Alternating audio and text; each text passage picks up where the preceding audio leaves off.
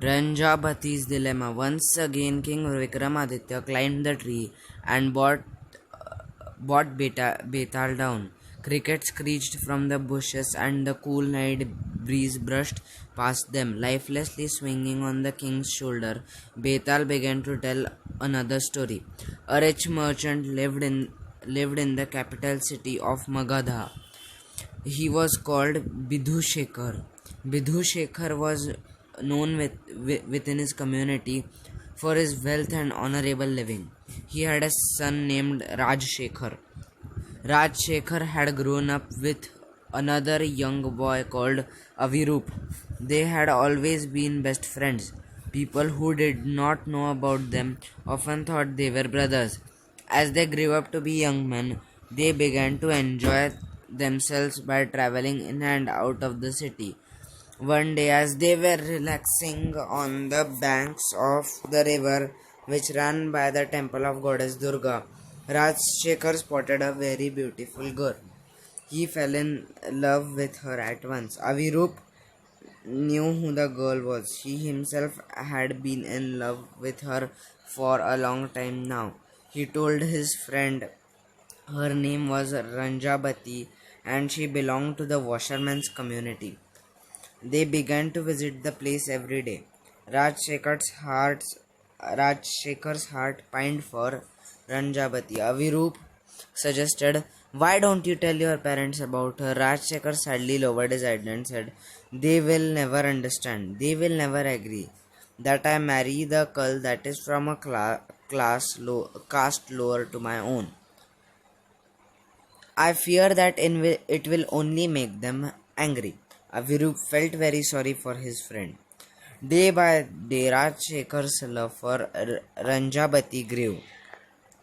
He could not take it anymore. He went to the temple and fell at goddess Durga's feet and said, "Mother, my love for Ranjabati is killing me. Bless me, mother, that I marry Ranjabati. I promise I shall offer you my head on a full moon night." He began to waste away in love.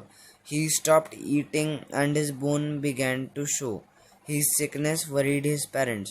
They wondered what had happened to their son. Avirup told them that Rajshekhar had fallen in love with Ranjabati and was wasting away because he couldn't marry her without their consent. Afraid they might lose their only son, Bidhu and his wife agreed to marry Rajshekhar and Ranjabati. The wedding was arranged and the feast continued for a few days. Rajshekhar recovered from his illness and they lived happily together. One day Rajshekhar, Ranjabati and Avirup were visiting the river where they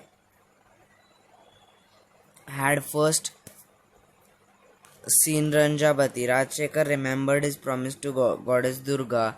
He decided to wait for the full moon night.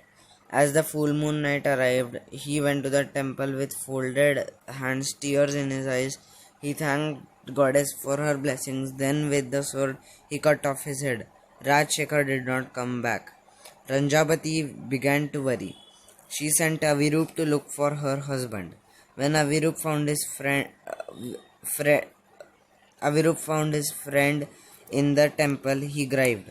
He prayed to the goddess, "Mother, I do not want to believe that I have murdered my best friend for his beautiful wife. I must also offer myself to you. Please accept my sacrifice." And with Rajshekhar's sword, he cut his head from the body and lay there at goddess's feet. Ranjavati, after waiting for a long time, grew impatient. She set out to find her husband and his friend. When she reached the temple, she almost fainted on seeing the man carrying a pool of blood. She prayed, "Mother, since my husband is no more, I do not have any purpose left." As she was about to plunge the sword in his chest, a mysterious light and the goddess appeared. The goddess said, "Dear girl, I am very pleased with your sacrifices for these humble men. Do not kill yourself. I shall return their lives to you as soon as you place their heads on their bodies, they will come back to life. Then Goddess Durga disappeared. Overwhelmed with joy, Ranjabati placed their heads on the bodies, and the men came back to life.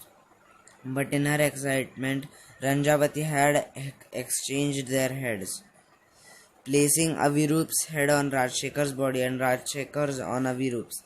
Now Betal said, Great King, who do you think Ranjabati should take as her husband? The king was lost in thoughts and said, Ranjabati should choose the body with Rajshekhar's head. Head is the most important as it holds a man's personality, character, and identity. Betal knew the king would answer it wisely. You are right again, he said. He laughed as he flew towards the tree.